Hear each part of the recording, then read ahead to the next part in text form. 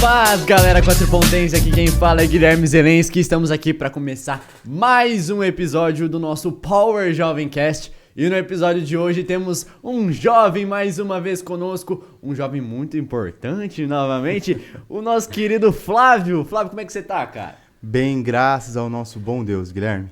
Que bom, que prazer estar aqui com vocês, cara. Fazer parte agora do outro lado, né? Do ser o entrevistado. Pra quem não lembra, o Flávio participou do primeiro episódio com o nosso pastor, ele tava aqui do meu lado me ajudando. E hoje, então, pra me ajudar mais uma vez, alguém já tá rotineiro aqui comigo já, né? Minha querida Jaine, como é que você tá?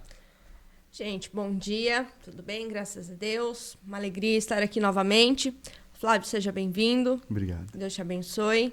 E que a nossa conversa seja, mais uma vez, muito abençoada, como todas as outras, né? Com certeza, eu tenho certeza que vai ser muito, muito, muito abençoado, como eu já venho falando aqui. O nosso podcast vem sendo muito abençoado por Deus. E hoje eu tenho, assim, um cara que tem umas histórias muito da hora pra contar O pra Flávio nós, é hein? bem... Eu tenho certeza Amém. que, assim, um jovem contando umas histórias de jovem, com certeza vai edificar a vida de muita gente, né? Com certeza. E assim, a Jaine já deu um spoiler, né? Que horas que a gente tá gravando isso aqui, né?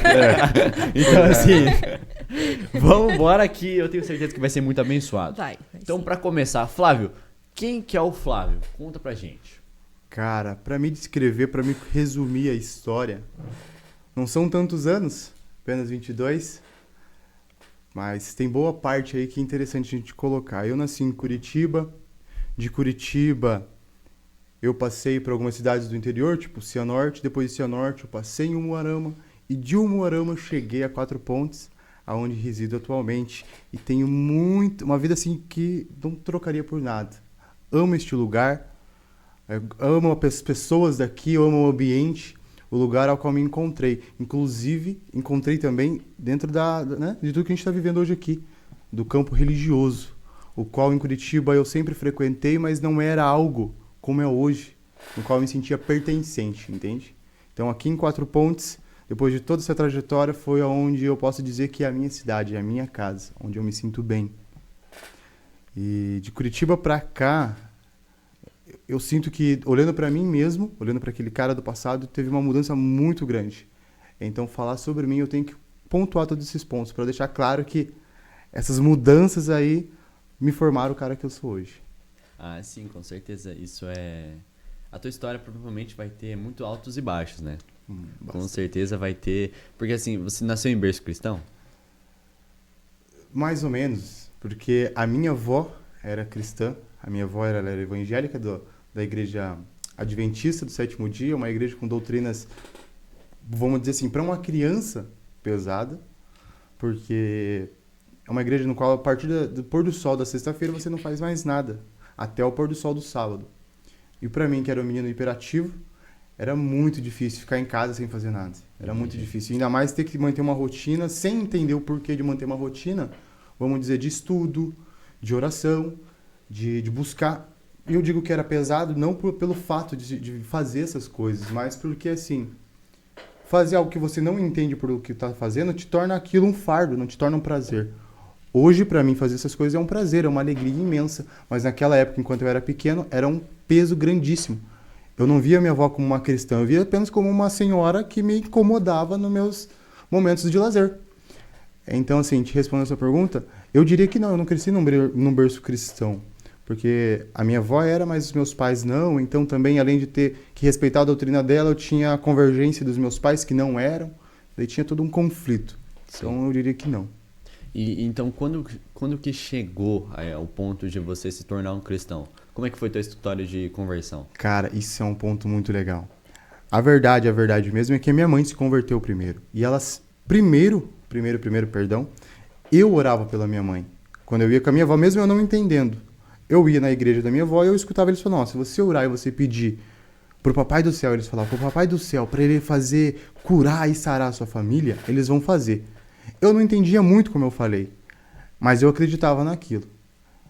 E eu orava, falava, Senhor Deus, tira minha mãe dessa vida que ela tem vivido, que ela bebia, né? Pra mim aquilo era errado, essa coisa ruim que minha mãe fazia, eu falava. Meu pai fumava e minha mãe também, né? Fumava e bebia e meu pai também. Só que eles eram separados já nessa época, depois dos meus 7 anos. E eu falava, Senhor, Tira minha mãe dessa vida, faz minha mãe parar de beber, faz meu pai parar de fumar, dá uma vida melhor pra eles, muda isso dentro deles, Deus. Eu não gosto de ver meu pai bêbado, eu não gosto de ver minha mãe bêbada. E ficava orando. Até que fiz 10 anos, comecei a ter meus próprios interesses, outras coisas, objetivos, e comecei a mudar, não parei de orar. Só que nisso que eu parei de orar e de buscar, de pedir a Deus pra mudar minha mãe e meu pai, a minha mãe se converteu. Minha mãe se converteu, começou a ir pra igreja, foi largando tudo, e inverteu o papel. Ela começou a orar pra mim ir pra igreja. Porque, assim, depois que eu me separei da minha mãe e do meu pai, né? Eles separaram, eu fui morar com a minha avó. Nesse meio tempo, vamos dizer assim, pô, separação dos pais, cedo pra caramba, eu me revoltei. Eu fiquei aquele menino que não acreditava mais em nada, nenhuma era uma verdade pra mim. Sim. Deus não era mais um ponto fixo. Deus era algo relativo, algo que eu ouvia falar, algo que os outros acreditavam e idealizavam como perfeito, mas pra mim não era. Porque, pô, eu vivia pedindo pro cara estruturar minha família, eu vivia pedindo pra Deus fazer algo na minha vida e bem no final ele separou os meus pais, destruiu tudo que eu tinha como base, me tirou deles, inclusive, me levou pra minha avó e pra mim aquilo ali era absolutamente errado. Isso era com que idade? Isso era com 7 anos quando tudo isso aconteceu. 7 anos? Com 7 anos. Caramba. Então até os 7 ali com os meu pai e mãe, na casa lateral, do lado da minha avó, no terreno da minha avó. E depois dali eles separaram. E foi quando aconteceu tudo isso. E daí eu fiquei um cara revoltado. Tanto que eu tinha muitos problemas dentro do colégio, de briga. Eu era muito brigão. Não de procurar briga, mas de o cara passar e encostar em mim era briga e não tinha conversa. Uhum. Porque pra mim era assim que eu resolvia. Porque eu não tinha nenhum entendimento. Até que quando eu faço 10 anos, que eu já tô com um pouco mais de discernimento, minha mãe se converteu, ela começa a orar por mim. Só que, né, com 10 anos, depois de 3 anos ali de ouvindo, né, cada um falando sua história, minha mãe falava a versão dela, meu pai falava a dele, os de fora falavam as versões deles sobre o que aconteceu com os meus pais. Aqui foi gerando raiva em mim, foi gerando, pô, não acredito em nenhum dos dois. Então eu tinha um pouco de raiva do meu pai e da minha mãe. Só que eu ainda era mais afeiçoado ao meu pai. E daí, minha mãe orando por mim, e ela vinha falar, filho, eu tô orando por você, pra você voltar pra igreja, porque a mãe lembra de quando você ia, você participava das coisas, e aquilo daí, eu lembro que aquilo vinha no meu coração e falava, pois é, mas quando eu tava lá, você não ia, você não tava junto, daí agora você vem falar um negócio desse, e aquilo foi me gerando mais raiva ainda. Em vez daquilo, eu falar, pô, nossa, minha mãe tá indo, então eu vou ajudar. Aquilo me gerava mais raiva e me afastava mais ainda de Deus. Isso com 10 anos. Com 10 anos, a minha avó decide vir pra Cianorte, daí eu tenho que escolher, ou morar com a minha mãe ou com o meu pai. Com 10 anos. Puxa vida, eu tenho raiva dos dois, que eu fazia. Eu fiquei pensando assim, né, naquele dia, eu fiquei pensando assim, pô, eu tenho raiva dos dois. Nenhum dos dois vai ser um bom lugar pra mim morar. Porque nenhum dos dois vai me sentir bem. Por mais que eu amasse eles, mas eu não conseguia conviver porque de tudo aquilo que aconteceu. E de repente, acontecem umas situações, eu vou morar com meu pai. O meu pai, naquela época, ele estava trabalhando no mercado. E ele trabalhava pra caramba, ele saía cedo e voltava muito tarde. Então eu ficava mais com a minha madrasta. Graças a Deus, a minha madrasta nunca deixou de cuidar de mim, por ser filho só do meu pai. Nunca me faltou atenção, nunca me faltou em nada, nenhuma área. Sempre cuidou de mim muito bem, me instruiu. Tudo que eu sei, a maioria das coisas que eu sei hoje, que eu tenho hoje na minha vida, foi ela que me passou. Inclusive, Rô, se você estiver assistindo, muito obrigado. Você é uma bênção de Deus na minha vida, tá? Ela foi uma pessoa que assim, me ajudou muito. Me ajudou muito. Viver com eles ali foi partir para um outro extremo de uma realidade que eu conhecia. Que morando com a minha avó, eu conhecia uma realidade um pouco mais simples, um pouco mais tranquila. E indo morar com a minha madrasta, eu comecei a conhecer um outro ponto. Tipo assim, eu conheci uma vida melhor, minha madrasta tinha uma classe de vida melhor, já tinham condições bem melhores por tudo que eles já tinham, né, agregado financeiramente, bens materiais. E indo morar com eles ali, eu comecei a viver naquele meio. E aquilo ali foi mudando meu pensamento, né, dentro de alguns outros campos, mas a minha raiva ainda continuava. E eles eram católicos também, o que também foi um problema muito grande para mim.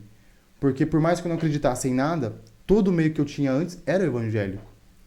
Né? Minha mãe estava indo, acho que, se não me engano, naquela época, na Deus é Amor, que minha avó também ia. Acho que era Deus é Amor. Se não for, você me perdoa, mãe.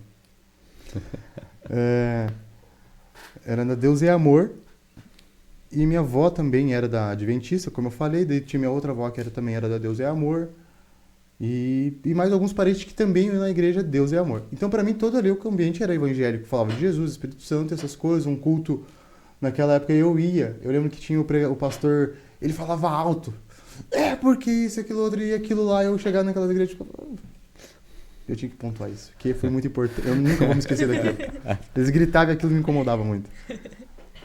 Até que daí eu fui para morar com meu pai e comecei na igreja católica. Na igreja católica, quem já foi sabe que é diferente o sistema deles.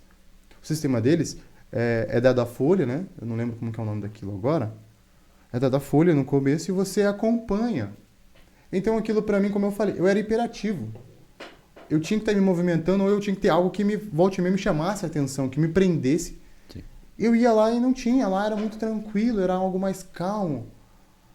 E aquilo, meu Deus, me dava muito sono. Então eu perdi ainda mais o interesse por buscar de Deus, por ter uma vida religiosa.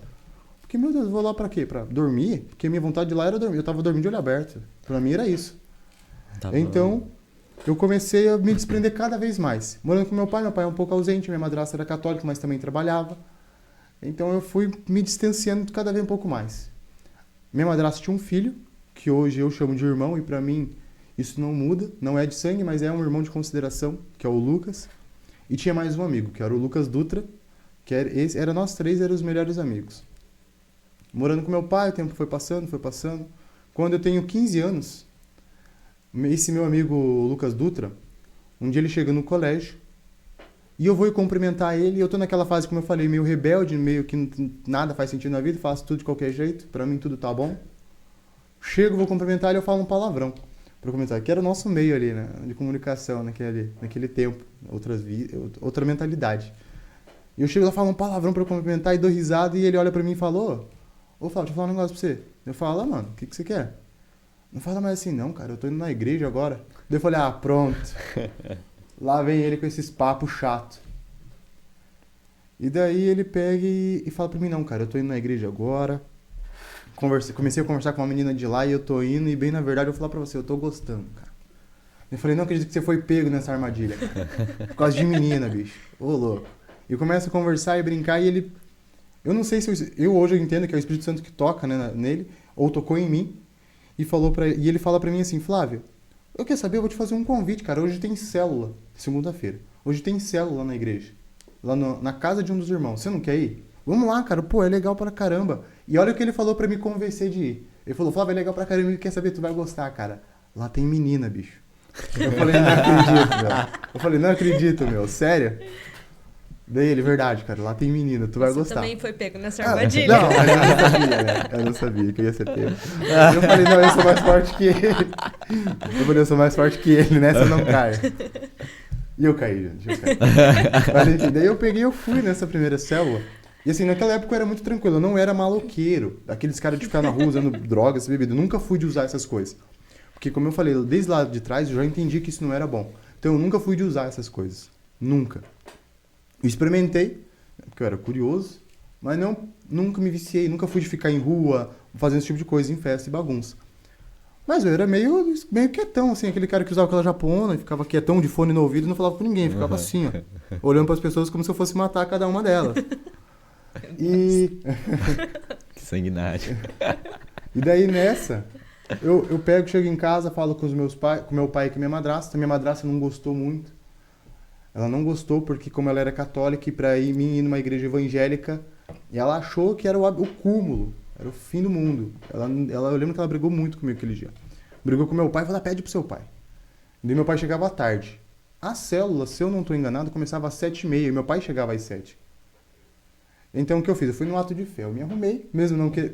Com meu amigo eu briguei com ele porque eu não queria ir, mas depois que ele me convenceu eu fiquei empolgado em ir. Por causa, acho que é das meninas, né? Mas enfim, eu fiquei empolgado em ir. Daí quando deu 6h40 já me arrumei, fiquei pronto, esperei meu pai chegar. Falei com meu pai, pai, deixa eu ir. Meu amigo, o Japa me convidou, né? Eu chamo de Japa porque ele tem um olho puxado. O Japa me convidou e eu quero ir, pai, pra ver. Daí eu não lembro o que meu pai falou, eu sei que ele brigou também um pouco comigo, ficou meio bravo, mas... Bem no final ele deixou. E eu fui nesse culto, eu fui com uma... eu acho que é aquelas corta-vento que é meio grossa assim, sabe? Eu fui com uma daquela que tinha uma tocona. E eu fui na célula, cheguei lá e realmente tinha menina, fiquei muito feliz com isso. Só que no começo tava tudo junto ali, entendeu? Tava toda a gente com as meninas junto e a gente conversando e eu falei: pô, no primeiro vai ser difícil, né? Eu sou meio quietão, mas eu acredito que daqui 3 ou 4 cultos desses eu tô embalado. Brinquei assim. E de repente, vamos começar. Cada um foi pra um canto. Falei, ué, pra onde que elas estão indo? Eu quero ir pra lá. Daí eu já falou, não, Flávio, a verdade, meu amigo, é que nós vamos ficar aqui, elas vão ficar lá. Falei, pô, cara, tu mentiu pra mim. E já fiquei meio bravo, né? Eu fiquei assim, eu lembro que eu sentei um sofá, tinha um sofá aqui e um ali, assim. E o líder ficava sentado numa cadeira no meio. Eu sentei do lado do cara e fiquei tipo assim, que saco, agora vai ficar mais meia hora aqui pra ver as meninas de novo. Falei, esse é o meu pior negócio que eu fiz na vida. Eu fiquei sentado esperando, só que aquele líder, quando ele viu isso que eu sentei ali, fiquei quieto, meio que emburrado. Eu falei, bom, esse cara vai ser vai ser igual a todos os outros. Ele vai me ver aqui na minha e vai me deixar no meu canto, nem vai falar comigo. É o Emerson. Inclusive, eu vou passar esse vídeo pra ele que eu quero que ele veja. Eu lembro que eu falei, ele vai ser mais como os outros, ele nem vai me cumprimentar, ele nem vai fazer diferença pra ele eu estar aqui. Na hora que eu falei isso dentro da minha cabeça, automático, ele olhou pra mim assim com um sorriso e falou, um jovem novo. E aí, tudo bem? Me deu a mão com um sorriso, cara, e alegre. Um cara que, assim, eu sabia que ele já era um cara que já tava num patamar um pouco mais elevado, a maioria das pessoas ali. E mesmo assim, dando atenção pra mim. Daí eu lembro que eu olhei assim, tava com o braço cruzado, ele deu a mão e ele ficou com a mão assim, tipo, com um sorriso.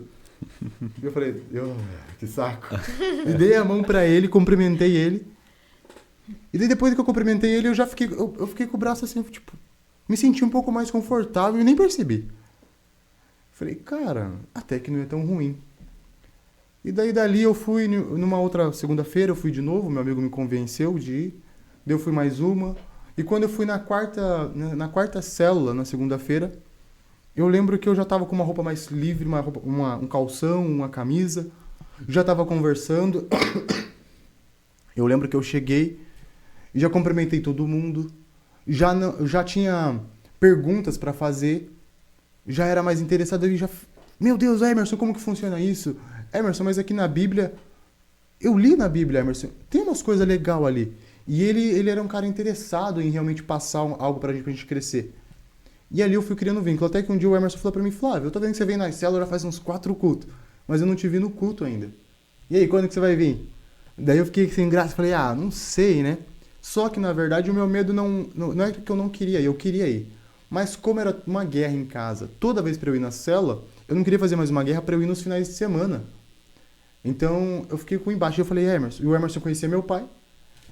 Eu falei, Emerson, eu chamei um dia ele no canto e falei, Emerson, a verdade é o seguinte, eu quero ir, só que o meu pai não deixa. Meu pai acha ruim eu vim aqui na célula. Meu pai já acha ruim eu vim aqui. Imagina eu ir num culto, cara, dentro da igreja, com um pastor, tudo, acho que ele não vai gostar.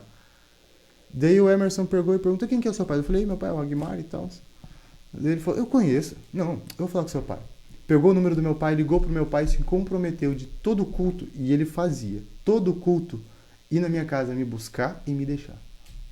E durante, acho que 1 ano ou 2 anos que eu fui naquela igreja da Quadrangular, da Vila Macedo, ele foi, e quando ele não ia, ele mandava alguém me buscar e me deixar em casa.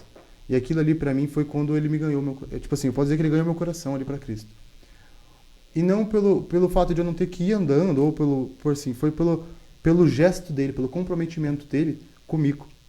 Eu olhava para aquela ação dele, para aquele gesto dele de se dispor, de sair da casa dele, tendo uma família, tendo os compromissos, tendo um cargo na igreja, no qual ele também tinha que pregar, ele tinha que ministrar. Mesmo assim, antes do culto, ele ia na minha casa, ou ele tinha o trabalho de ligar para alguém para ir me buscar. Aquilo para mim ali foi algo que mudou a minha vida. Eu falei, pô, cara, existe gente realmente boa no mundo. Existe realmente gente interessada em fazer o bem, em ajudar. E ali mudou uma parte em mim. Porque eu, por mais que eu já estivesse indo, eu ainda tinha um pouco daquela raiva, vamos dizer, encrostada no coração. E ali foi onde começou a mudar. Foi começando a mudar um pouquinho em pouquinho. E o dia que eu decidi me converter foi quando, num culto de jovens, lá na igreja quadrangular, é diferente da nossa aqui, né?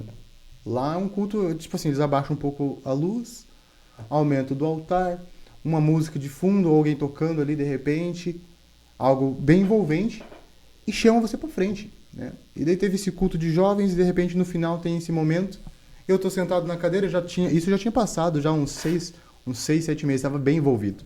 Já tinha até dado uma palavra na célula. Pra vocês verem, foi muito rápido, né? Uhum. E daí, de repente, num culto desse, os jovens vão pra frente, eu lembro que tinha um menino chamado Rian. Ele tinha começado a ir, eu tinha criado amizade pra aproximar ele, né, do grupo. porque eu sempre tive entendimento sobre, se eu quero ter alguém perto, você tem que aproximar essa pessoa, ajudar ela a ter um envolvimento, assim como fizeram comigo. O Ria vai pra frente, nesse final do culto, quando eles fazem o apelo, e ele começa a chorar, e só que foi muita gente.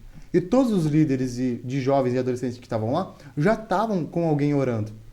E de repente eu lembro que o Marlon, que era um dos líderes também na época, ele olha pra mim, eu sentado no banco, e fala: Flávio, o que você tá fazendo? Ó, tem mais jovem ali na frente, a gente precisa abraçar esses jovens para ele se sentir acolhido. Levanta e vem pra frente. Eu olho pro Marlon assim, com vergonha de falar que eu não sou capaz, mas dentro do meu coração eu tava falando: meu Deus, mas o que eu vou fazer? Como que eu faço? Eu não sei. Eu cheguei só até a parte de escutar, não de orar por alguém. Eu não cheguei nesse ponto ainda, não entendo o que fazer. Só que o Mar falou: Flávio, vem, o Ria tá chorando. E aponta pro Ria, e o Ria debruçado no chão, chorando e falando e gritando. E eu falo: meu Deus, é agora ou nunca. Eu fui lá, levantei e fui. Quando eu chego no Ria,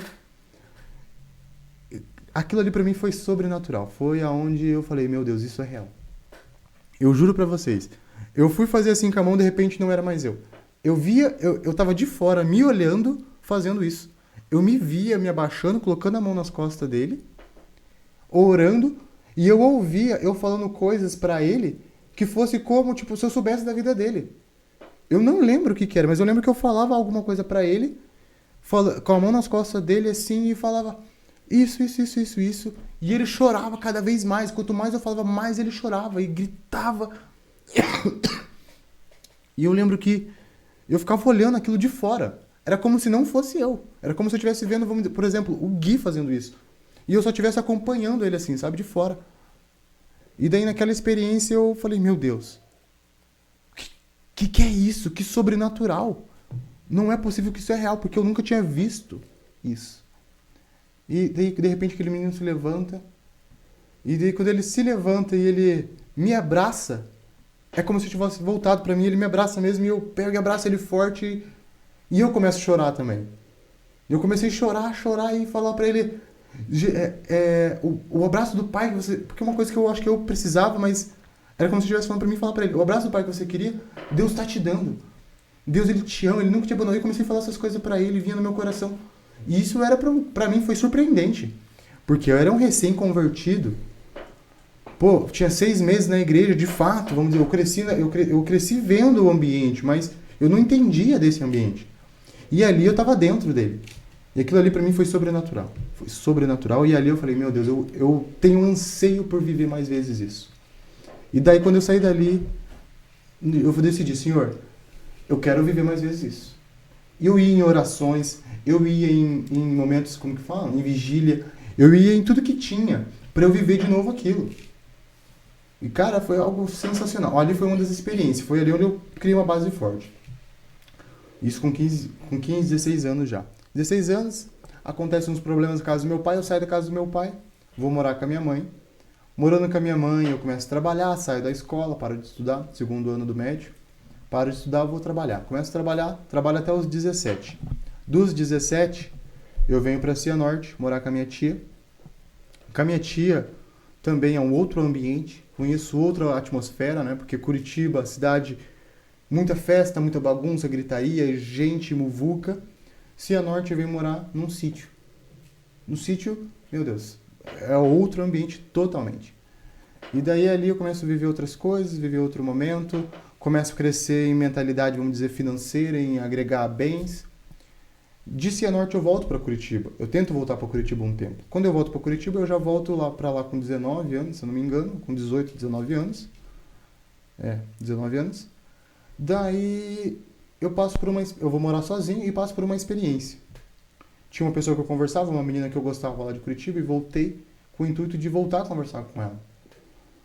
Acontece, ela fala uns negócios, não, já tô com outra pessoa e tal, e aquilo me abala. E nesse tempo que eu saí da quadrangular, eu me afastei um pouco da igreja, por mais que eu quisesse muito viver de novo aquilo lá, nunca saiu do meu coração, mas eu me afastei. Aí morando sozinho, longe de pai, longe de mãe, trabalhando pra caramba, eu passo por um momento, vamos dizer, uma depressão. Onde eu acredito que assim, tenho 19 anos.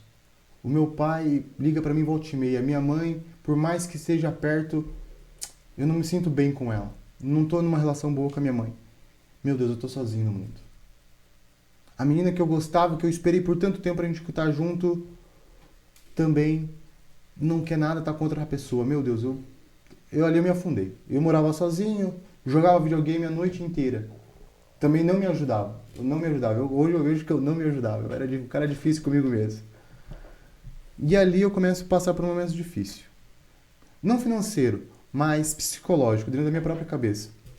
Até que um dia, deitado, eu tô jogando videogame e de repente meus amigos saem, vão descansar, acho que será umas 2 horas da manhã. Eu canso também e desligo o videogame dentro da minha cama. Aquele momento de pensar na vida, refletir um pouco. E eu começo a pensar, e esse eu acho que é um dos maiores erros, a gente pensar, se preocupar demais com o que vai vir, com o que vai acontecer, de forma sem controle. Pensar no futuro é necessário, mas com controle, com cuidado. E ali eu começo a pensar de forma desacerbada, sem nenhum controle. E pensando, meu Deus, e comecei a ter uma fadigação e falar, meu Deus, eu não tenho meu pai. Há quanto tempo eu não digo que eu amo meu pai? E meu pai não disse que me ama. Será que meu pai me ama? Meu Deus. E a minha mãe? E eu começo a entrar em um conflito, e colocando mais problema em cima de mais problemas dentro da minha cabeça. E falando, meu Deus, eu só tenho amigos virtuais. Cadê os meus amigos reais que eu converso, que eu dialogo? Olha a minha vida com a igreja. Eu tenho me afastado. Quanto tempo que eu não vou na igreja? E aquilo ali começa a gerar um desespero. Eu começo a chorar dentro do meu quarto. Chorar. E cada vez que eu chorava, que eu continuava chorando e pensando, vinha mais dores, tipo, coisas do passado, coisas de quando meu pai e minha mãe se separaram, coisas de quando minha avó foi embora, porque também foi uma dor muito grande, porque eu fiquei 3 anos morando com a minha avó, né, dos 7 até os 10. E dores da minha avó ir embora, dores dos meus tios, dores de perder amigo, dores de perder irmãos, a dor de quando eu saí de Curitiba e fui para Cianorte até voltar, a ausência dos meus irmãos, alguns dos meus irmãos, vamos dizer, tinha um pouco de receio porque eu morava com meu pai e eles não. Meu, tudo aquilo ali começou a entrar no meu coração naquela noite. E eu ia, até que um momento, eu chorando, eu gritava no meu quarto. Minha casa era no fundo, então eu gritava, eu chorava, eu tava encolhido assim, até que uma hora eu falei, quer saber, eu não aguento isso. Eu não vou aguentar. E eu penso em levantar da minha cama e me matar. Eu juro, eu ia fazer isso, eu sou um cara muito impulsivo. Quem me conhece sabe disso. Eu sou muito impulsivo. Pra mim, se eu falar que eu vou fazer, eu vou fazer. E é assim. E naquele dia eu falei, quer saber, eu não aguento. Se meu pai não me ama, minha mãe não me ama, meus irmãos, que são as coisas mais importantes da minha vida, até hoje, é uma das maiores dores que eu tenho. Tá longe dos meus irmãos, também não me amam, nem sabem que eu existo. Por que eu vou viver? Por que eu vou continuar lutando? Por que eu vou continuar indo pra cima igual eu tô fazendo? Eu vou desistir. E quando eu sento na cama, eu me levantei, coloquei o pé pra fora da cama, peguei o chinelo e falei, eu vou na cozinha, vou pegar uma faca, vou me matar. E quando eu vou pra fazer isso, de repente eu sinto que algo me puxa pra trás. Me puxa pra trás e... Um minuto.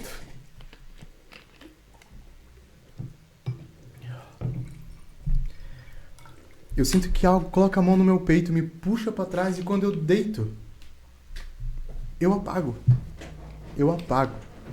Eu ia me matar e de repente eu apaguei. E no outro dia, quando eu levanto de manhã... Não, eu lembro que antes disso, eu gritava assim, algo assim. É até estranho, né, pra mim falar hoje, mas... Eu lembro que eu gritava, eu queria um abraço do meu pai. Naquele momento, enquanto eu chorava, eu sempre falava, eu queria um abraço do meu pai. E daí eu levanto, isso tudo acontece. No outro dia, quando eu acordo, eu levanto pela manhã, sento na beira da cama e fico naquele momento pensando, o que aconteceu? O que aconteceu? Porque eu tava pronto pra me matar. Eu sei quem eu sou, eu sei o que eu sou capaz, eu sei o que eu ia fazer. Mas eu não fiz por quê? Será que eu sou tão fraco ao ponto de não saber o que eu mesmo quero? E daí de repente veio algo no meu coração dizendo, não foi você, fui eu. Eu não vou deixar isso acontecer com você. Eu não vou perder um filho meu. Você queria um abraço, eu te dei um abraço. Você queria alguém, você tem alguém, você sempre teve alguém. E aquilo foi vindo no meu coração falando isso pra mim. Eu juro, foi algo absurdo. Aquilo disse pra mim, você queria alguém, você sempre teve alguém, você só não me viu. Eu nunca me ausentei. Aquilo ali foram palavras que confortaram meu coração. Ele dizia, eu tô me perdendo porque eu quero falar certinho o que eu ouvi naquele momento. Porque aquilo pra mim foi marcante. E ele disse, Você sempre quis alguém, você sempre buscou alguém. A verdade é que você não olhava para o lugar certo. Eu sempre estive com você, eu sempre te acompanhei. Nos momentos em que você estava bem, eu estava lá. No momento que você estava mal, eu estava lá. No momento em que você me chamava, eu estava. E no momento que você não me chamava, eu também estava.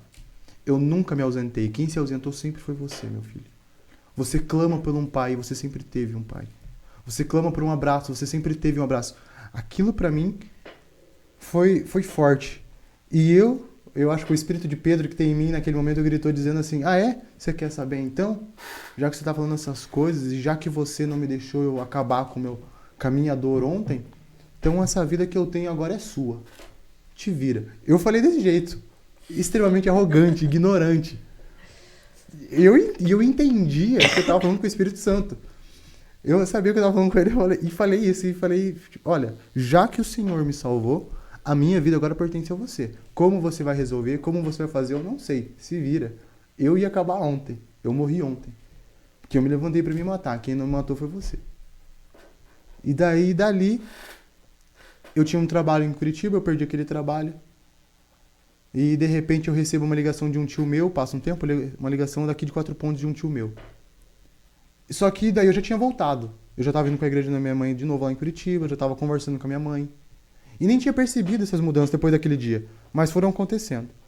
Daí um tio meu que liga e fala: Flávio, ó, o tio tá trabalhando aqui, construindo a igreja sede Marechal. E a gente tá precisando de um cara para trabalhar, você não quer vir para cá? E eu falo: não sei. Daí meu tio falou: ó, estão pagando 120 a diária. Dá quase 3 mil no mês. Eu falo: tem passagem para amanhã? Daí ele pega e diz: não, vem, o tio compra a passagem para você, você vem, depois você paga o tio e tal. E eu venho para cá. Chego na... Que dia que eu cheguei? Eu acho que eu cheguei num domingo ou uma quinta-feira de noite. Bom, eu chego um dia de noite, no outro dia de manhã já era para ir trabalhar. E lembro que no outro dia de manhã era para ir trabalhar e quem veio me buscar era o pastor Júnior. O pastor Júnior naquela época, ele também estava ajudando na construção da igreja sede. E eu lembro que ele chegou com o Vectra, parou lá na frente, cumprimentou, daí meu tio me apresentou e a gente foi, trabalhamos e eu conversei com o pastor. E, cara, foi diferente. Eu fiquei mais retraído ainda, porque ainda, né, não conhecia o ambiente e tudo. Retraído, mas eu escutava eles falando, conversando e trabalhando numa igreja sede. Eu falava: caraca, que barato, né, cara? Tô no top. Vamos conhecer logo de cima pra baixo, do presidente pra baixo, que legal. E fui indo, fui conhecendo o pessoal, fui me envolvendo. Me envolvendo muito pouco, né? Porque eu não era muito de conversar, ainda tava naquela estranheza. Começo a vir na igreja, o Júnior passa uns 2, 3 cultos, o Júnior vai me apresentar. E ele fala assim, pra igreja inteira, no meio do culto: aproveitar a apresentação, eu quero trazer um membro novo, apresentar um membro da igreja que quer, como que ele falou? Quer fazer parte do nosso campo de membros. O jovem Flávio, meninas, solteiro, tá? Meu Deus, eu sentado lá atrás, eu era muito quieto. Vocês já conversaram quando eu cheguei aqui, eu era muito quieto. Eu era o cara que chegava, sentava no banco e ficava quieto assim. E daí ele pega e fala isso, meu Deus, eu olho pro lado e todo mundo me olhando assim, ó. Daí ele fala assim: levanta, Flávio, para as meninas te verem. Daí eu: não, acho que tá pensando, não, tá bom aqui. Tá bom assim. Ele: levanta, Flávio. Daí eu me sinto pressionado, levanto. Todo mundo, né? Tudo bem e tal. E eu falo: puxa vida, não era bem assim que eu esperava. Mas tá bom. E daí dali comecei a me envolver. E comecei a me identificar. Eu não gostava muito no começo. Porque na igreja da minha mãe, como eu falei, era uma igreja um pouco diferente, onde usava roupas assim, pra ir no culto, pra pregar, roupa normal. Tipo, camisa, calça, tênis, bem tranquilo. E ali não, ali eu chegava, desde o primeiro dia, todo mundo de terno, gravata, roupa social, né, um comportamento mais sério. Eu ficava: meu Deus, cara, eu não vou me dar bem nessa igreja. Eu sinto que eu vou ir no começo, mas eu não vou me dar bem. E fui indo. Até que um tempo já começo a estar um pouco melhor, já começo a ter uma condição financeira melhor, começo a me estabilizar e começo a viajar para Curitiba, ver os meus parentes. A menina que me deu o problema, que disse que estava com outro rapaz quando eu fui para Curitiba, a gente voltou a conversar, a gente namorou por um tempo e eu começo a ir para Curitiba uma semana sim, uma semana não, para ficar com ela. E nesse período que eu estava indo uma semana sim, uma semana não, veio uma palavra, veio uma vontade no meu coração de voltar para Curitiba, porque minha namorada morava lá naquela época. E meus pais eram de lá. Os meus irmãos, como eu falei, eu amo meus irmãos. Eu tenho muita... essas são as coisas mais importantes. Tudo que eu faço hoje é para futuramente dar uma condição de vida melhor para meus irmãos. E eu ficava, acho que eu vou voltar para Curitiba. E nessa, eu venho para a igreja aqui e falo, quer saber? Eu vou falar com o pastor. Ver o que ele acha. Vou falar para ele que eu quero voltar para Curitiba. E quando eu chego no culto, eu sento no banco de trás. Eu tô com uma camisa branca social, uma calça marrom e um tênis branco. E eu lembro certinho, porque isso foi também algo importante na minha vida. E eu coloco a perna cruzada e pensando, como que eu vou falar pro pastor? Porque agora que o pastor me apresentou, todo mundo tá me conhecendo, né, criando amizade, eu vou falar que eu vou embora, eu acho que ele não vai gostar muito. E de repente, sentado lá atrás pensando nisso, vem uma palavra no meu coração. Eu tô assistindo um culto, tem 2 rapazes, eu tenho foto desses 2 rapazes, porque eu tirei foto naquele momento. Tem 2 rapazes cantando lá, um tocando violão e outro cantando. E eu olhando para aquilo e de repente aquilo começa a ficar tudo fosco na minha vista. E eu começo só a escutar uma coisa na minha cabeça. Você tem certeza que você vai para lá? A igreja lá, de repente, é um pouco maior do que essa. A igreja lá, de repente, é diferente dos costumes.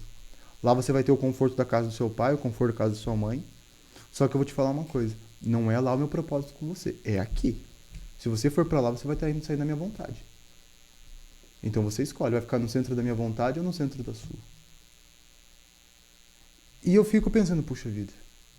Eu sei quem está me falando isso. E eu falei para esse mesmo que a vida era dele. E agora, o que eu vou fazer?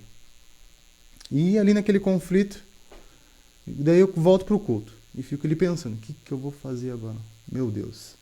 Eu queria voltar porque a minha namorada é de lá, meus pais, irmãos. A minha vida aqui é boa, eu estou estabilizado, tenho uma casa, mas eu quero estar com a minha família, eu quero estar com meu pai, porque com meu pai vai ser muito mais fácil, eu não vou precisar pagar aluguel. Eu não vou precisar ficar me preocupando com esse tipo de coisa, porque lá meu pai vai comprar. Pensava assim, pai, se você não ia fazer, eu não sei. Mentira, meu pai sempre sugeriu eu voltar. Inclusive, te amo, pai. Daí, nesse momento, acontece tudo isso e daí eu recebo uma palavra. Vem uma palavra de novo, né? Acontece a mesma coisa. Fica minha visão fosca e ele fala, olha, eu tenho uma palavra para você, uma promessa na sua vida que você vai alcançar grandes patamares, alcançar grandes horizontes. Só que para isso, eu preciso que você esteja comigo, eu preciso que você caminhe comigo. Hoje eu entendo, né, estudando um pouco mais de teologia, tendo o IBADEP ali, eu entendo como que funciona. Deus ele já me deu no tempo dele, no tempo Kairos, que é infinito, já está lá posicionado. Eu só tenho que chegar até lá e com Deus. Né? Eu tenho que aguardar o processo e passar por esse processo acompanhado de Deus, do Espírito Santo, que quando eu chegar no momento vai se realizar, porque já está afirmado na realidade isso. Mas naquele dia eu recebi aquela palavra, olha, você só tem que ficar comigo, porque eu tenho uma promessa na sua vida, eu tenho algo para fazer na sua vida, algo para desenvolver com você, mas tem que ser aqui. Você acha que você é alguém? Você acha que porque você está conquistando alguma coisa, você é algo? Você acha que porque você fala comigo ou porque você me escuta, você é alguma coisa? E Deus falou uma coisa pra mim que até hoje, quando eu vou ministrar na igreja, quando eu vou falar com alguém, eu nunca me esqueço. Eu era um cara, eu acho que eu era muito orgulhoso, e por isso que ele fala aquilo. Ele fala isso pra mim.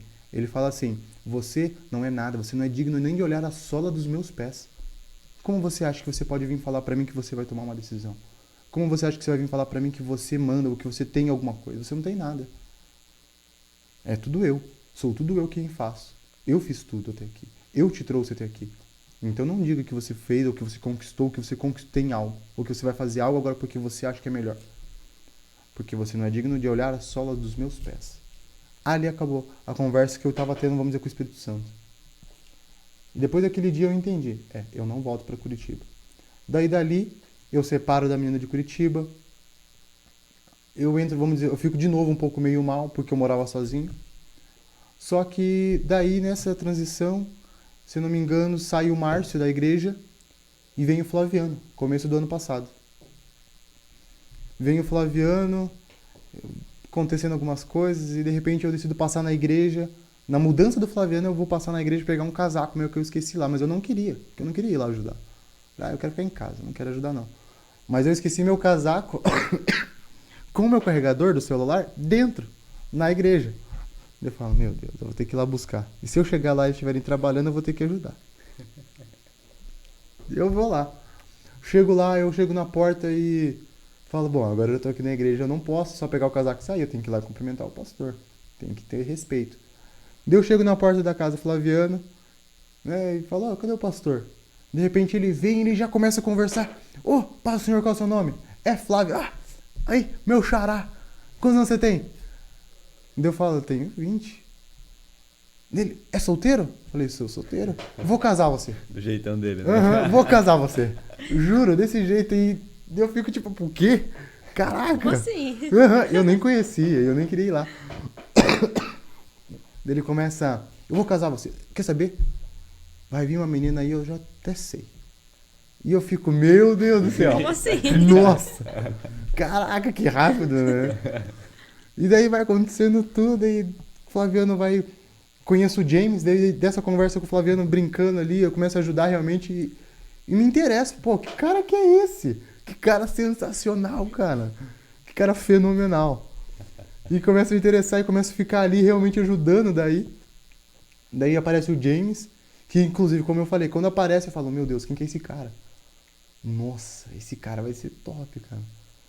Diferentão. E daí ele vem e conversar comigo. Eu falei do pastor, eu falei, pode ser que ele seja um pouco mais metido, né? Então vou ter que também pôr ele no lugar dele.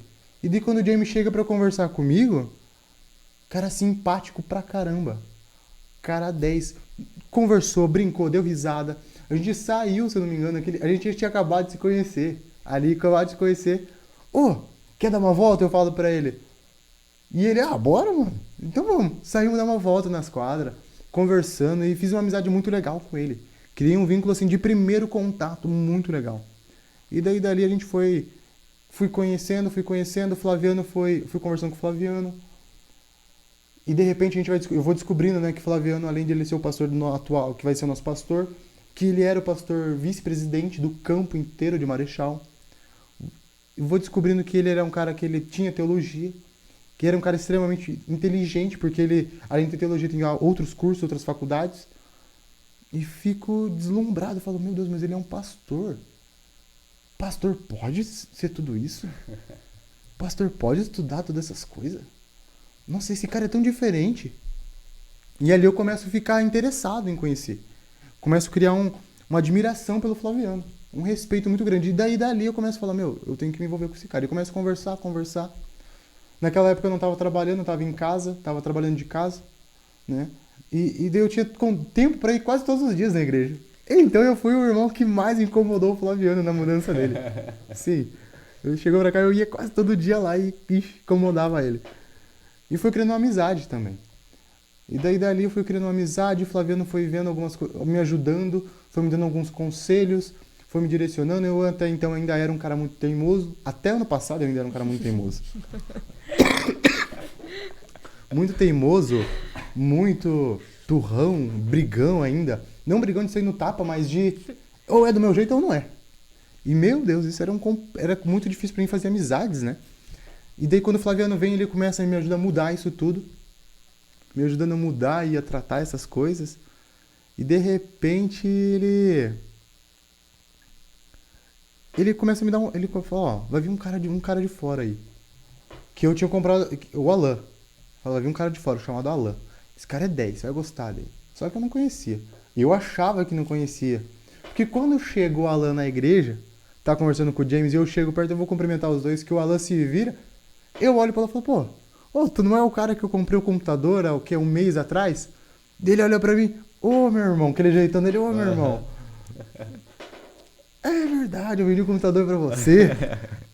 Daí eu falo, pois é, e quem diria que você ia vir pra cá, cara? Dele pastor Flaviano e tal. E dali eu começo a conhecer o Alan, criar uma amizade com o Alan. Já tinha amizade com o James, com o Flaviano, comecei a criar uma amizade com o Alan. E dali começou a deslanchar. Essa parte é importante, porque assim, a promessa que foi feita, ela tá se cumprindo. Eu acredito que ela não se cumpriu por completo. Tá se cumprindo agora. Porque daí o Flaviano vem, começa a acontecer todas essas coisas, ele me dá um cargo de segundo na mídia. Ele me faz ser conhecido em toda a igreja, coisa que ninguém, tipo assim, todo mundo sabia que eu tava lá, porque me via lá, mas não sabia quem eu era. Quando o Flaviano vem, ele começa a me dar destaque, porque ele me coloca para pregar. Tudo que ele tá fazendo, ele me chama para participar. todos os eventos que tem na igreja, almoço, que era uma coisa que não tinha antes, mas quando o Flaviano vem, começa a ser colocado almoço, de domingo, meio-dia, um almoço, com um monte de gente. Sim. E ele me convida.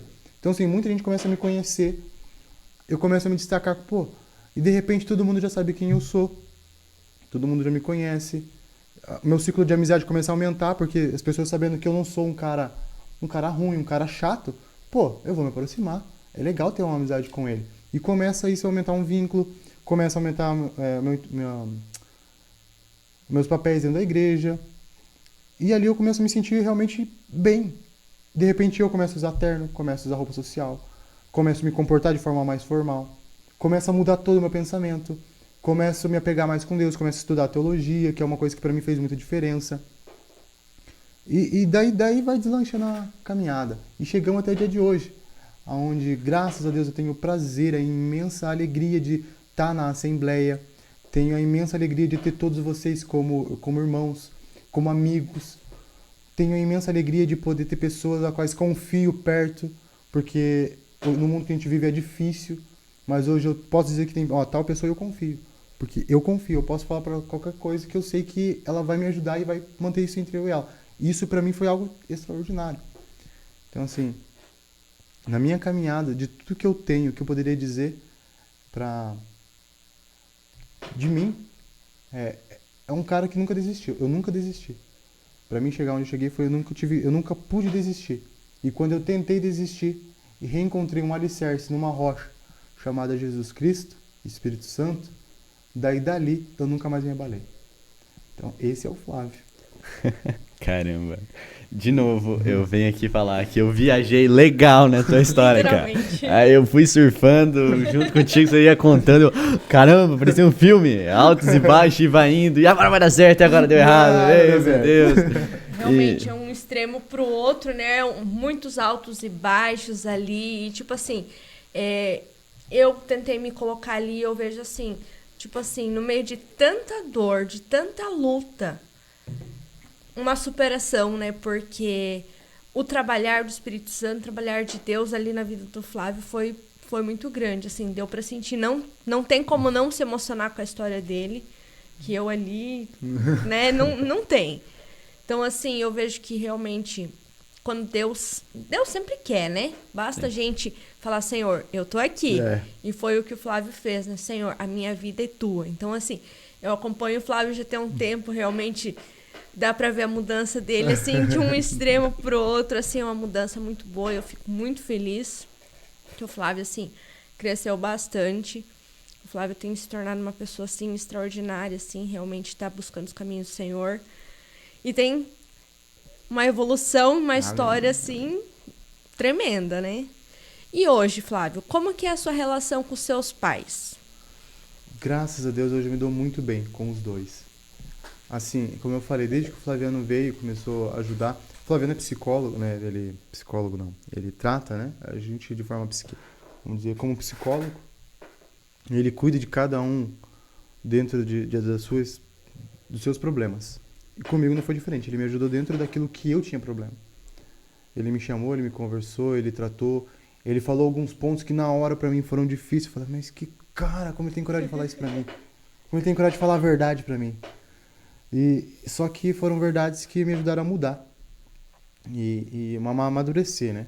Pô, nem tudo que acontece é pro meu mal. Nem tudo que veio foi pra me prejudicar. Estudando um pouco de teologia, entendendo como que funciona Deus e como que funcionam os seus projetos, os seus planos, também me ajudou muito a entender que muitas das coisas que aconteceram tinham de acontecer, não foram meu pai, não foram a minha mãe, até porque a palavra vai dizer que nossa luta não é contra pessoas, e sim contra potestades e principados.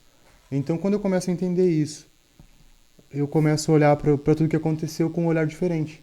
Pô, lá atrás não foi meu pai, lá atrás não foi a minha mãe. E outra, se foi meu pai e minha mãe, o que aconteceu com eles para eles fazerem aquilo? A minha história é triste, mas e a deles? Como que foi? Então eu começo a me compadecer e entender um pouco mais a história deles, que por mais serem meus pais eu não entendia, não tinha conhecimento, né? Eu começo a entender e escutar um pouco mais sobre a história deles e falo, poxa, eu podia ter sido um pouco mais compreensivo com eles. Até que um dia eu ligo pro meu pai, e falo pro meu pai, pai, como que o senhor tá? E meu pai, ele tem um jeito, eu e meu pai, a gente tem um jeito muito seco de se comunicar, mas é o jeito dele. Meu pai, ele é assim, pra ele é muito corrido, então quando ele tem que falar, ele vai meio direto. Falei, aí, pai, como que o senhor tá? Tô bem, e você? Tô bem também, pai. Dele, o que você quer? Fala, não, eu queria falar com o senhor um pouco. O senhor tá ocupado? Isso é de manhã, 9 horas da manhã, em uma terça-feira, e meu pai, daí eu escuto ele trabalhando. Não, pode falar. Pode falar, tá tudo bem. Eu falo, tem certeza? Ele, claro, pode falar. Eu falei, então tá bom, pai, é o seguinte. Eu queria dizer pro senhor que eu amo o senhor.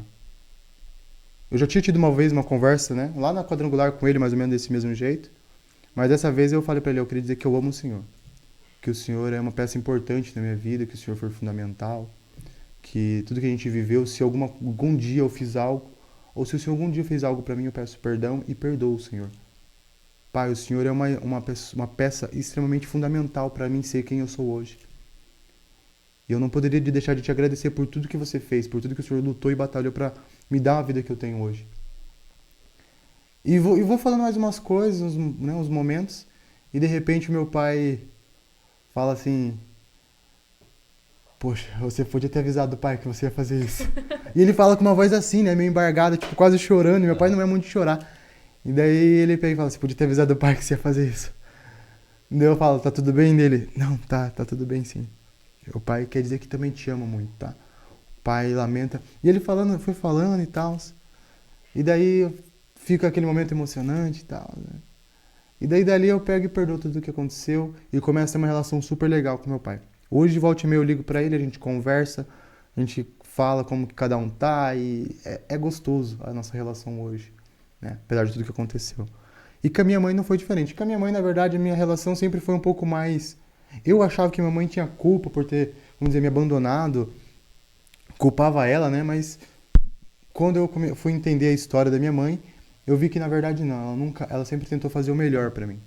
E hoje, se eu posso morar sozinho numa casa e viver independentemente, é porque minha mãe me permitiu isso, né? Meu pai, como eu falei, ele sempre me acolheu e quando eu estava com ele eu tinha uma casa, eu tinha pessoas que cuidavam, eu tinha uma vida muito boa, né? Eu tinha tudo, não faltava nada. Então ali eu ia crescer bem, mas eu ia crescer tendo tudo.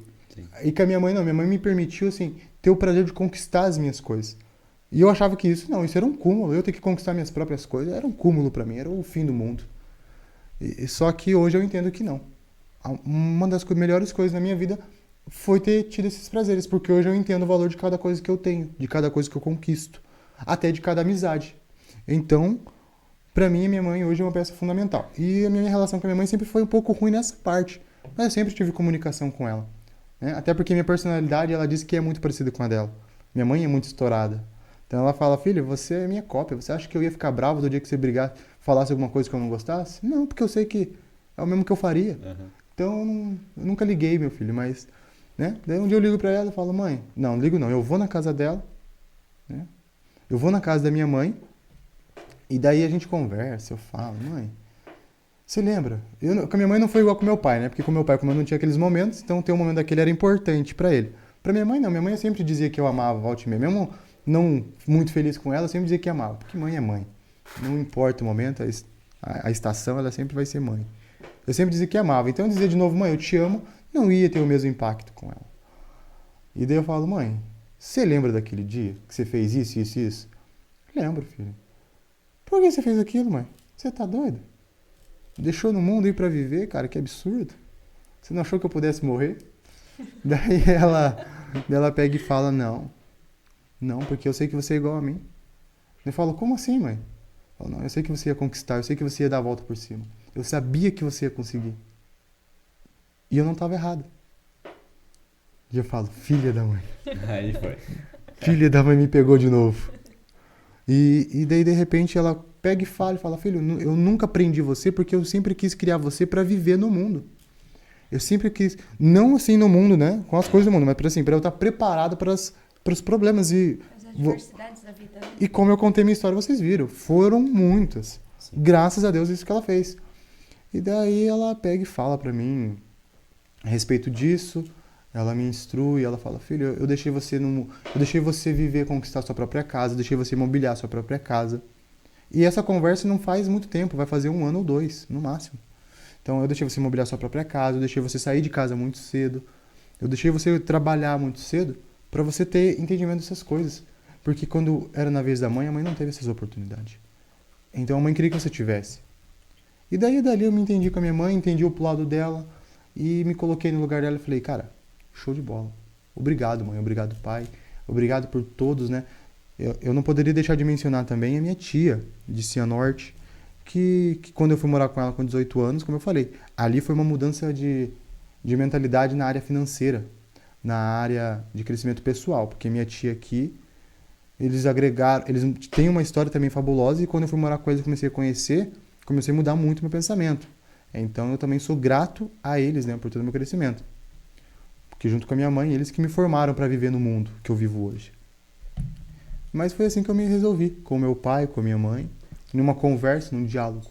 E você percebe que, tipo assim, dentro de tudo isso, no momento que você pediu perdão, que você liberou o perdão, você se tornou uma pessoa mais leve, que você conseguiu quebrar ciclos. Porque, assim, querendo ou não, indiferente de você ter uma boa convivência ou não com seus pais, são pessoas impactantes na nossa vida. Tanto no presente quanto no futuro. Porque, assim, você vai quebrar um ciclo para você não repetir as mesmas coisas Sim. futuramente no seu casamento, na sua vida financeira, na vida dos seus filhos. São ciclos que você acaba quebrando. E você fica leve não só com você, mas a outra pessoa também fica leve com a liberação do perdão, né? Verdade. É legal você mencionar isso, Jai, nessa parte de quebrar ciclos e sobre... Quer baixar o essa parte de quebrar ciclos e que são peças fundamentais no relacionamento, porque de fato são. Assim, a minha boa parte da minha personalidade, eu sempre sempre procurei buscar a minha personalidade, por mais irônico que seja, em personagens de desenho. Eu assistia muito o Batman e a questão dos princípios dele não quebrar os princípios do Batman e do Superman. E me criei assim, quando eu colocar um princípio, eu não quebro. Juro, é ridículo, mas funcionou, entendeu? Hoje, claro que eu entendo que tem outras diretrizes, mas até 1 ano, 2 anos atrás aí, era assim que eu usava a minha personalidade. Eu tenho princípios. Se tiver que brigar, era igualzinho do desenho. Se eu tiver que brigar, eu vou brigar pra me defender. Não pra machucar, ou pra matar, ou pra mostrar que eu sou melhor, mas pra me defender. Brigava, mas não quero que eu iria. Minha palavra do Superman, pra mim eu ouvi o Superman falando que ele era um cara honesto, sempre sincero. Então pra mim eu tinha que ser honesto e sincero. Não gostava e não gosto até hoje de mentir. Às vezes eu falo a verdade mesmo que ela me prejudique, mesmo que ela doa, e eu prefiro falar a verdade. Isso foi coisas que assim, que na minha trajetória trouxe às vezes muito problemas pra eu não saber usar isso, mas que eu sempre tive. Eu não gosto, eu não vou mentir, eu não vou enganar ninguém. Porque pra mim são princípios que eu peguei do desenho. E do meu pai e da minha mãe, como eu falei, se separaram quando eu tinha 7 anos, por problemas de relacionamento. E quando eu vi aquela situação acontecer, eu lembro que eu falei pra mim mesmo, eu vou demorar pra me casar, eu vou demorar pra ter um relacionamento, mas eu não vou ter um relacionamento no qual eu vou me separar da mulher, ou no qual eu vou agredir ela com palavras, ou com agressão física, ou com qualquer outro tipo de agressão. Eu não vou. Eu posso demorar. Mas eu não vou. Porque eu não quero ter um relacionamento igual dos meus pais. Não que meus pais brigassem, meu pai, bem pelo contrário. Meu pai e minha mãe se davam muito bem. Se separaram por motivos de cada um, né? O que aconteceu da relação deles. Que não vem ao caso. Mas não tinha esse problema de briga e essas coisas. Mas eu lembro que eu olhava para aquilo e falava, eu não quero. Eu não quero ter esse problema que nem no caso dos filhos. Que pra mim isso era um problema. Que nem eu me separei, eu tinha uma irmã, minha irmã também se separou. E foi morar com a minha mãe, eu fui morar com a minha avó. E aquilo ali pra mim destruiu a família, né? Como eu falei pra vocês. Então eu sempre tive isso na minha cabeça, desde os meus 7 anos. Eu posso demorar pra ter um relacionamento o dia que eu tiver. Até eu ter. Mas eu não vou ficar com alguém só por atração sexual. Não vou ficar com alguém só por interesse financeiro. Eu não vou ficar com alguém só porque foi um momento legal. Eu quero alguém que faça valer a pena. E pra mim isso foi uma diretriz que eu coloquei na minha vida. Hoje, quando alguém vem falar comigo sobre relacionamento, eu sempre falo isso. Coloca uma diretriz na tua vida. Coloca um caminho e não sai desse caminho. Ah, mas é impossível alcançar isso. É impossível, mas mesmo o impossível pode ser feito. Porque a gente tem um Espírito Santo que ele nos cuida, ele sabe de tudo. A palavra vai dizer em Tiago que tudo a gente pode pedir. A gente só tem que saber pedir. E ver se vale a pena pedir. Então, assim, a relação dos meus pais foi uma quebra de ciclo pra mim em vários sentidos, né? E depois que eu liberei o perdão, foi ainda mais fácil pra mim entender como fazer essas coisas. Porque quando eu liberei o perdão, eu comecei a ver que minha relação com meu pai melhorou. E daí automaticamente veio na minha cabeça, pô, num relacionamento funciona igual. Se eu estiver me relacionando com uma pessoa e quando acontecer um problema, eu não tiver a capacidade de chegar nela e falar com ela sobre o problema, não para continuar levando para frente, mas para pedir perdão, para entender aonde eu errei, eu nunca vou conseguir ter um relacionamento saudável. Então ali foi uma quebra de ciclo e foi uma diretriz que eu coloquei de novo para mim. Falei, pô, tô me relacionando com alguém, tô conversando com uma pessoa, fiz algo de errado, ou eu senti que nossa relação tá se disturbando para algo ruim, eu vou chegar nessa pessoa e falar, e aí, tá tudo bem? Você tá legal? Você tá tudo certo contigo? Porque eu tô sentindo que a gente tá se distanciando e tal. Porque eu sempre quis fazer algo certo. Porque eu nunca quis construir algo forçado. Eu sempre, nos relacionamentos que eu tive, eu sempre falei, eu tive 2, né, relacionamentos sérios, de namoro. Um foi muito curto, que era o de Curitiba. Eu fiquei 1 mês ou 2 meses. E tive um outro que durou um pouco mais de tempo. Nos 2, eu sempre deixei bem claro, eu sempre conversei com elas. Falei, olha, se tiver em algum momento algo te incomodando, me chama pra conversar. Nada vai me atrapalhar nada vai tirar o que eu sinto por você, a não ser que você me peça. Nunca vou desistir de lutar por nós, de buscar melhorias no nosso relacionamento, a não ser que você faça uma simples ação, de chegar em mim e falar, olha, eu não quero mais. Nenhuma outra pessoa pode chegar em mim e falar, não, desiste dela. Nenhuma outra pessoa pode fazer eu trair você. Nenhuma outra pessoa pode fazer diminuir a minha paixão, o amor que eu tenho por você, a não ser você mesmo. Porque eu entendo que a gente tem que ter liberdade. Eu não posso querer que alguém fique comigo por pena. Ai, meu Deus, o Flávio sozinho, coitado. Ai, faz 10 anos que não fica com ninguém. Eu acho que vou ficar com ele por pena. Não.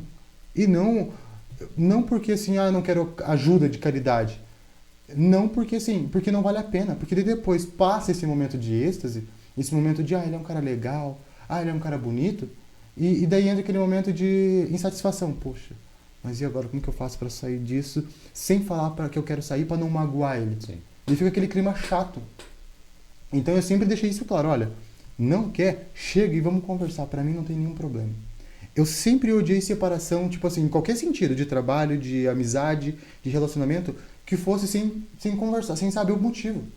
Pra mim a única coisa que me incomoda é o término de alguma coisa sem uma justificativa. Sim, simplesmente acabou. Não fala mais, não fala nada, simplesmente acabou. Isso pra mim é ridículo, falta de maturidade. E eu falo isso porque é assim que eu me comporto. Entende? É porque se você tá tendo alguma coisa com alguém, você tem que chegar e conversar. Olha, não tá dando mais certo. Eu tô sentindo que a gente tá se desviando dos caminhos. Você tem um objetivo, você tem um plano e eu tenho outro. E eu sinto que se a gente continuar junto, tanto que o meu último relacionamento, quando a gente terminou, foi mais ou menos assim que a gente fez. Ela mandou mensagem, não tá dando certo.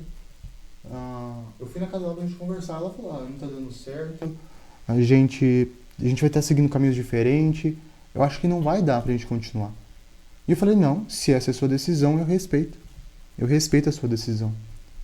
E cara, tem funcionado. Hoje eu não tenho nenhuma briga com nenhuma das meninas que eu já conversei, né? Que dos meus 2 relacionamentos, que é uma de Curitiba e uma daqui.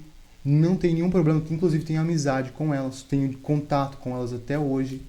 Não tenho nenhuma queixa, ou elas, eu acredito, não têm nenhuma queixa, pergunto, né? Perguntei, tem algum problema? Eu fiz alguma coisa? Tá tudo certo entre nós? Não, tá tudo certo. Então, assim, não tem nenhum problema com elas e elas não tem nenhum problema comigo. Entende? Porque quando a gente faz algo certo, começa certo e termina certo, não tem por que ter problemas. Então, por isso que eu acho que é fundamental ter diretrizes e ter colocado elas na minha vida. Como a Jane disse, graças a Deus não, é triste, mas por eu ter passado e visto o que passou com os meus pais, eu coloquei aquilo na minha vida e implementei para um lado bom e não para um lado ruim. Implementei pelo lado de que eu não quero isso para mim, então eu não vou fazer isso com ninguém. E hoje eu tô aí.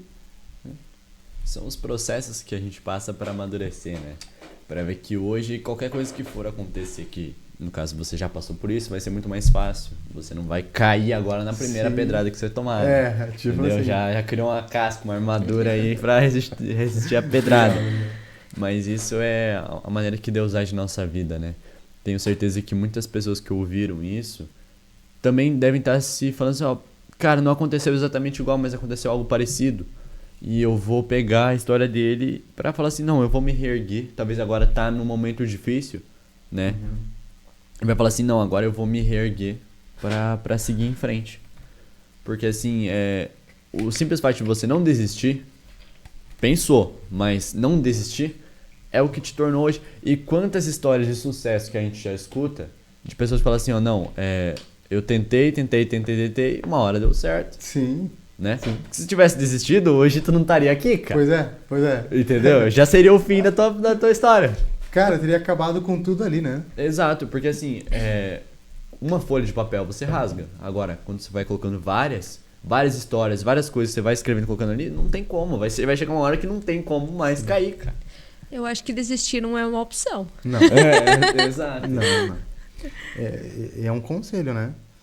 Tá por um momento difícil, tá passando por alguma turbulência, tá com um problema no relacionamento, tá com um problema, de repente, num ciclo de amizade que você está se envolvendo e tá vendo que não tem futuro, pula fora, não desiste. Tá com problema no relacionamento, às vezes as pessoas aconselham a gente a terminar. Não, então termina. Que o relacionamento não pode ter briga, bem pelo contrário, o relacionamento ele vai ter briga. Sim. Porque brigas, como a gente viu, como o Gui falou, são várias folhas se juntando. Quando você tem um problema, ali é uma folha sendo colocada. É você que decide se você rasga uma folha só ou se você agrega ela com as outras, aonde você vai crescer. Então, tá com um problema, busca a solução, busca conversar, busca resolver e seguir em frente. Porque, de repente, o dia de amanhã pode ser um dia totalmente diferente, porque você vai acordar com um pensamento totalmente mudado.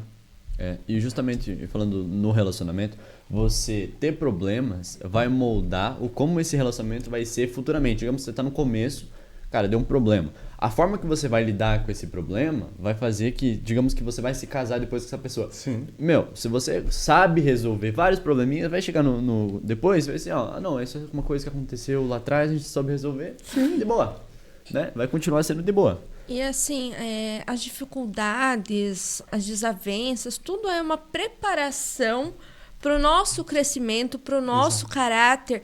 E a base de tudo, uma coisa que eu sempre falo, em tudo, no profissional, tudo é relacionado ao diálogo. Quando você pega, conversa, você expõe o que você sente, não, vamos resolver. Às vezes, como você falou, num relacionamento, por exemplo, ou às vezes mesmo no trabalho. Eu tenho uma opinião, você tem outra. Não, ou, né, não vai dar certo. Vamos tentar alinhar isso? Vamos tentar achar uma solução? Porque às vezes o meio não é desistir, é você buscar um caminho. Exato. E sempre no direcionamento de Deus. Porque quando a gente faz as coisas com a nossa vontade, com as nossas mãos, não dá certo. Pode até ir até se subir 2 degraus, mas você vai ter que descer 4. Então, assim, Deus vai dando um passo por vez, quando você tem o direcionamento dele, e tudo vai fluindo no tempo dele, na vontade dele. É aquela coisa que nem eu falei, que Deus falou pra mim, e eu sempre uso aquilo em vários momentos da minha vida. Às vezes, como você falou, no trabalho também. Às vezes eu tô no trabalho e de repente chega alguém, vamos dizer, um cargo inferior ou um cargo diferente, eu falo pra mim mesmo: Flávio, lembra que Deus te falou que você não é digno de olhar a sola do sapato dele. Você não é nada. Então a outra pessoa que tá ali, de repente, é mais do que você. Então isso me ajuda a pensar assim: calma, relaxa, respira, se acalma. Sim. Lembra que aquele que está acima de você, se fosse por você, você não era digno de olhar as solas do pé dele. Mas pela graça, você tem totalmente a presença dele incorporada em ti. Então, se acalma, amigão. Então, não tá com problema? Lembra que Deus é contigo, o Espírito Santo é contigo. Vai dar certo. Se ele te fez a promessa, Deus vai cumprir a promessa da tua vida. Amém. E Flávio, então uma pergunta agora. Como é que você, estando no meio dos jovens, né? Você é um jovem e você estando nesse meio, como você enxerga a nossa juventude hoje? Cara, graças a Deus, hoje a gente tem um grupo de jovens muito legal ali na igreja. Um grupo de jovens muito legal assim, não só pela quantidade, que também, graças a Deus, também vem aumentando, mas pela diversidade. Como a Jaine falou, pessoas com pensamentos diferentes. Eu Cara, eu acho que até pela história que eu vivi, eu gosto muito de ouvir as pessoas, de ouvir os problemas dela. Eu deveria cursar psicologia e não administração. Eu gosto de ouvir as pessoas falar sobre perceber a personalidade das pessoas e ver os perfis e analisar e ficar pensando, cara, que pessoa extraordinária. Que potencial. E eu não sei vocês, mas eu tenho pessoas que eu olho e eu falo, cara, que potencial que essa pessoa tem. Se ela continuar buscando, se desenvolvendo, ela vai alcançar patamares absurdos. E eu olho para pessoas ali dentro da igreja e vejo isso. Jovens, né? No caso, dentro do grupo de jovens, eu falo, cara, essa pessoa, se ela continuar indo, por mais que às vezes eu não tenha muito contato, porque eu não converso muito com todos. Por causa que, como tem o departamento de mídia para eu cuidar, às vezes tem meu trabalho pessoal, né? Tem outras coisas, acaba ficando meio corrido. Eu não consigo, infelizmente. Eu amo todos os jovens. Eu costumo dizer para as pessoas que me perguntam que eu amo todos os jovens da igreja. Eu tenho um carinho muito grande por cada um. Eu não consigo conversar com todos, mas se de repente alguém me manda uma mensagem, vamos dizer, a Jaine, que é uma amiga minha, me manda uma mensagem e fala, eu precisava conversar, não tô legal. Cara, eu tenho um prazer imenso em sentar com ela e conversar. Teria um prazer imenso em sentar e conversar, porque eu gosto de ajudar. Só que às vezes, assim, disponibilizar, você quer conversar, Jaine? Eu não faço. E não é nem por maldade, aqui às vezes eu acabo até esquecendo. Às vezes eu penso, eu tenho que conversar com a Jaine e acabo esquecendo. Pra ver como que ela tá, perguntar como que ela tá, perguntar como que o Gui tá. E eu acabo esquecendo, eu falo, puxa vida. E quando eu chego em casa, nossa, eu esqueci, cara, mas se eu mandar agora, a pessoa vai achar ruim. Porque já passou, eu tava lá, podia ter falado com ela pessoalmente, agora eu vou mandar, não vou mandar. Daí eu acabo ficando nessa. Mas quando alguém me mandou, eu falei, eu precisava conversar com você. Falou, legal, que horas que você tem disponível? Que horas que você tá liberado aí? Vamos dar uma volta na praça, vamos caminhar, e a gente conversa, pode ser? Fechou. E várias vezes disso acontecer. E eu acho muito legal. Então assim, e eu vou vendo a personalidade de cada um, e eu enxergo um potencial extraordinário, cara, em todos os jovens ali. Em todos. Tem os meninos, que eu vejo que, cara, os que são os mais novos, né, que eu acho que tem 16, que é o James, Flávio, que tem 19, cara, tudo com potencial extraordinário para alcançar patamares absurdos, caras que estão enganjando na vida agora e já estão se desenvolvendo, já estão buscando coisas que, de repente, pessoas até mais velhos do que eu começaram mais tarde, começaram com 30, 40 anos, eles estão começando agora com 19. E quando eu olho para isso, eu falo, cara, esse cara vai alcançar lugares que pessoas que buscaram a vida inteira não alcançaram. Que massa! Então, olha que diversidade. Esse cara aqui tá migrando pro campo de psicologia, que a Milena, né, tá fazendo psicologia, olha que legal. O Flávio agora tá fazendo RH, faculdade para trabalhar na RH. Pô, que sensacional. O Gui tá trabalhando no Cicobi. Cara, que massa, que alegria, que felicidade. A Jaine também tá se desenvolvendo pra cá. Olha com tanto que ela cresceu. Isso pra mim, cara, é como se fosse uma conquista minha. Entende? Sim. Quando eu olho assim, pô, olha como a Jaine tá bem. Olha como que ela tá alegre. Olha como ela se desenvolveu dentro do nosso grupo. Meu Deus, ela participa de tudo. Não tem nada que ela não esteja envolvida. E não... Jai, falando assim, parece que eu tô dizendo que você é uma intrometida, mas a verdade é que você é uma pessoa interessante. Entende? E as pessoas querem você por perto. Então, por isso que eu digo, olha como é interessante, cara. Sim. Eu olho pra isso e falo, meu, que massa, que legal, cara. Que sensacional. E às vezes eu penso, o que eu posso fazer para ajudar mais eles? Esses dias tem o João da Thaís. Ele vai pra Marechal trabalhar. E ele vai de bicicleta. E esse dia eu tava num lugar trabalhando e o cara falou, meu, tem uma bicicleta top pra vender. Na hora que o cara falou, uma bicicleta top pra vender, eu falei, pô, eu sou um cara que precisa de repente precisa de uma bicicleta top. Eu não sei, né? Não sabia, não tinha certeza de como que ele tava indo ainda. Se ele ainda tava ou não de bicicleta. E nem que bicicleta ele tinha. Mas eu falei, pô, eu sou um cara top que ia querer essa bicicleta. Essa bicicleta é boa. Mandei mensagem pra ele, e aí? Cara, apareceu uma bicicleta assim, assim, assada, tu quer? Que de qualquer coisa eu converso com o cara, eu pego ela aqui, compro ela aqui, depois eu te passo ela e a gente conversa. Porque pra mim a realização dele, a alegria dele, ele tá bem, ele tá conquistando alguma coisa, é como se fosse eu mesmo conquistando. Tanto que quando ele migrou de serviço saiu da área que ele tava e foi para trabalhar como professor, que ele tava extremamente alegre, que ele veio falar para mim, foi uma alegria mútua. Sim. Porque ele contou para mim e eu já olhei para ele e falei, caraca, meu, sério? Já falei, me dá um abraço aqui, cara, parabéns. Ele, não, calma, Flávio, eu não aceitei ainda. Eu falei, como que é? Como assim, cara? Eu falei, como que é, cara? Foi tipo isso, entende? Porque é uma conquista minha. Falei, não, cara, tu tá louco, meu. Liga lá amanhã. Amanhã é sábado. Eu falava, sei lá, dá um jeito, cara. A gente realmente é uma unidade, é uma família, né? Pô, e é legal isso, você entende? Então, assim, hoje o nosso grupo de jovens, cara, é uma alegria, é uma família. É uma família, não tem como escrever. Nossos eventos que a gente faz, né? Que a gente tem o prazer de fazer, às vezes, de estar ali confraternizando, pô, é divertido. As Todo mundo se tudo, envolve. Uhum. Então, assim, é uma família, é como se fosse uma família mesmo. E é bem uma diversidade, né? Porque tem, assim, adolescentes, tem os jovens ali na faixa etária de 20 anos, tem os de 30, né? Então, assim, é bem diversificado a idade dos jovens, assim. A gente mais velho aprendendo com os mais novos e os mais novos aprendendo com os mais velhos, né? Então, assim, tudo se encaixa, né? Tudo se encaixa. E é uma benção, né? Realmente. E, assim, então, Flávio, que mensagem hoje você deixaria para justamente o nosso público, que é os jovens? Que mensagem hoje, e eu digo nem os jovens da igreja, jovens do mundo. Algum jovem que talvez esteja vendo um corte, vendo o episódio por conta de alguma questão de não saber o que fazer, tá buscando alguma ajuda, alguma coisa. Que mensagem, o que você passaria para essa pessoa? O que eu posso deixar para o coração de todos os jovens, que é uma coisa que, inclusive, eu desejaria dizer a todos pessoalmente. Porque às vezes a gente ouvir assim num vídeo, a gente pode achar, mas será que comigo também vai funcionar? Será que comigo também isso vai ser real? E dizer sim, vai ser real. É real. Que é o seguinte, o Espírito Santo, ele não é algo limitado, ele não é alguém limitado. Quem limita ele somos nós. Quem impossibilita ele de fazer coisas grandes em nossas vidas somos nós.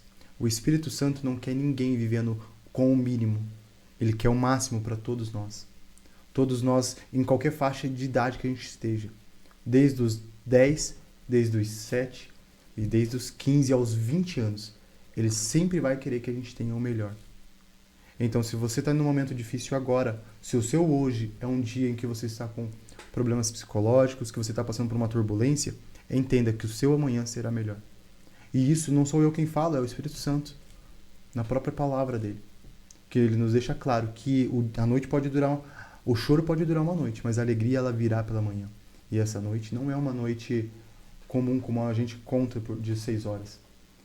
É uma noite de tristeza. A noite se compara à tristeza. Mas a alegria, ela vem pela manhã, que é a solução, que é o Espírito Santo. Então, se você está em algum momento difícil, se você está passando por alguma turbulência, se algo te deixar aflito e ansioso, se acalma, meu irmão. Tudo vai passar. Ele prometeu e ele vai cumprir. Ele não é filho do homem para que minta e nem para que volte atrás com a sua palavra.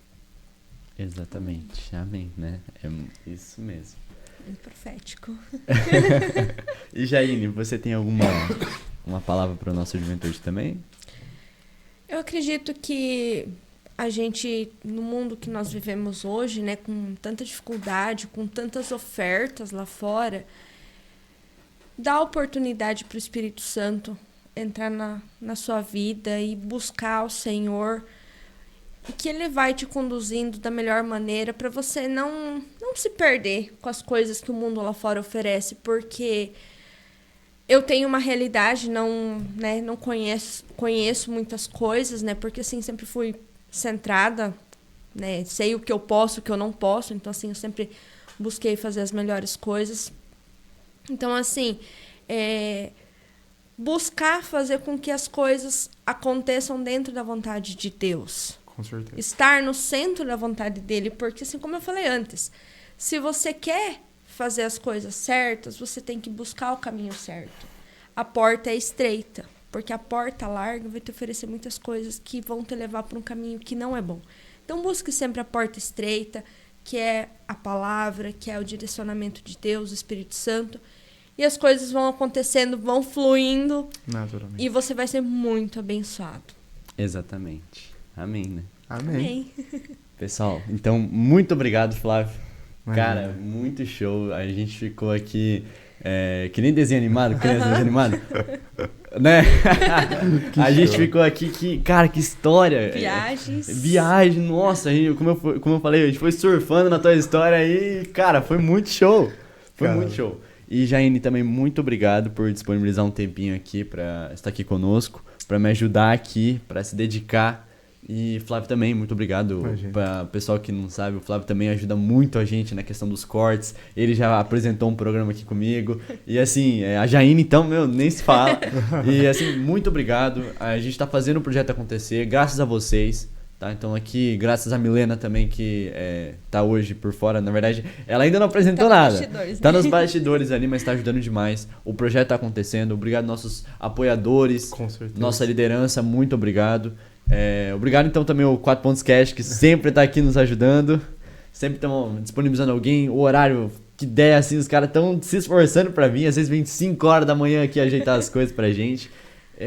O nosso projeto tá acontecendo. E eu já vi vidas sendo impactadas pelo nosso projeto. Amém. A gente tá com números, assim, se for comparar a nossa igreja, a gente tá com números muito bons.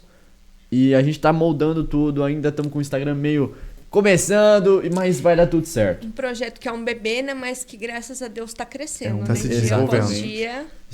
Vamos completar 2 meses de podcast. Então, Que show. E foi uma evolução muito grande. Em 10 meses foi uma Nossa evolução muito senhora, a evolução da gente apresentando, da gente fazendo os cortes, a gente tudo. Foi uma evolução Legal. que é nítida. E assim, cara, isso, eu não sei quando vai ser postado esse vídeo, pode ser que atrase alguma coisa, mas se continuar da maneira que a gente tá conseguindo dar o padrãozinho, ele vai ser postado, vai dar 2 meses de podcast já. Show, né? E assim, eu quero agradecer ao público que está assistindo, ao público que compartilha, vocês que estão nos ajudando, novamente eu agradeço. E é isso. Então, pessoal, deixa seu like, comente, que dá engajamento, compartilhe esse episódio ou esse corte com alguém. E, pessoal, Power Jovem Cast edificando a vida de todos por aí. Valeu!